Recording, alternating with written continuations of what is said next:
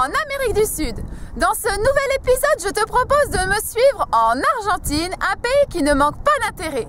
Je me trouve précisément à Ushuaia, une ville connue du monde entier parce que c'est celle qui se trouve le plus au sud de la planète.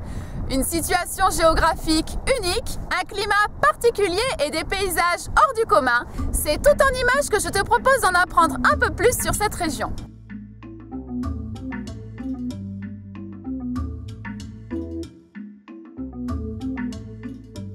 La région d'Ushuaia est un archipel, c'est-à-dire un ensemble d'îles relativement proches les unes des autres. Le climat du coin est très particulier. Il porte le nom de climat subpolaire océanique. En fait, quelle que soit la période de l'année, les températures tournent toujours autour des 0 degrés. Avant l'arrivée des colons dans les Amériques, la région était habitée par un peuple nomade nommé Yagan. Ceux-ci vivaient quasiment nus. Pour se réchauffer, ils avaient pour habitude de s'enduire de graisse animale et de se regrouper autour de feux qu'ils allumaient. C'est pourquoi on surnomme la région aujourd'hui encore la Terre de Feu.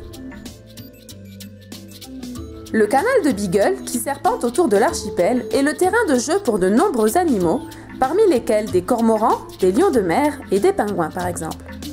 Cette région est vraiment magique, n'est-ce pas ?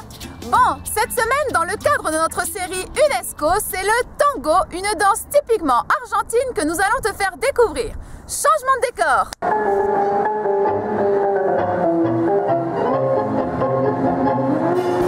Le tango est né à la fin du 19e siècle dans les milieux populaires de Buenos Aires en Argentine et de Montevideo en Uruguay.